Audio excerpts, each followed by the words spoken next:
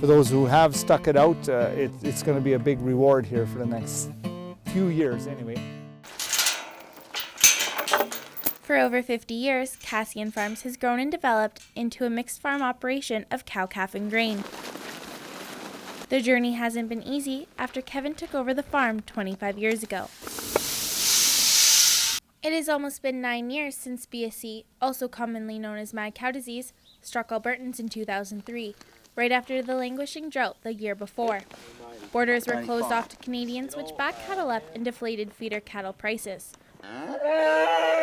While cows depreciated in value, calves were threatened because of our past severe winters. Finances caused many farmers to shut down their operations. But now things are looking up. With it being almost 10 years later, the cattle industry is finally turning around. Many producers were forced out of the industry, but for those who stuck it out, they are reaping the benefits of all their past hard work. Making it all worthwhile now, getting up at night and doing that night shift when them cattle prices are a lot better. You have to look after them regardless, but it just makes it a little easier at this point. Alberta is the largest cattle producing province in Canada. Cow-calf operations are the starting point for commercial beef production, with 2 million breeding beef cows in Alberta. For these farmers, it's been a long time coming. Ken Gilbert, a producer who raises purebred Simmental bulls, is hopeful of the beef industry future.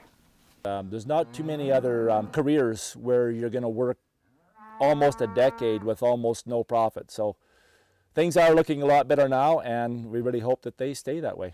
More good news for Canada's cattle industry. All that coming up on the Agribusiness Report. It's 12:01. I'm Dean Thorpe.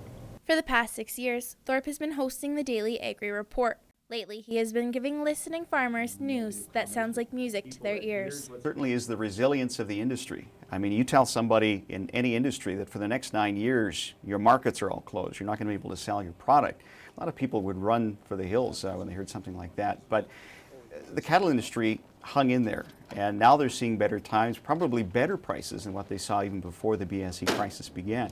The Cassian farm has survived through the tough times and is now moving forward. Farming for them is not just their business, but their way of life. We're proud to be what we're doing, and you know, if you don't have to kick yourself out of bed in the morning to go to work, that proves that you have a good job, you're doing what you like to do. Justine Moja, Nate Newswatch Extra.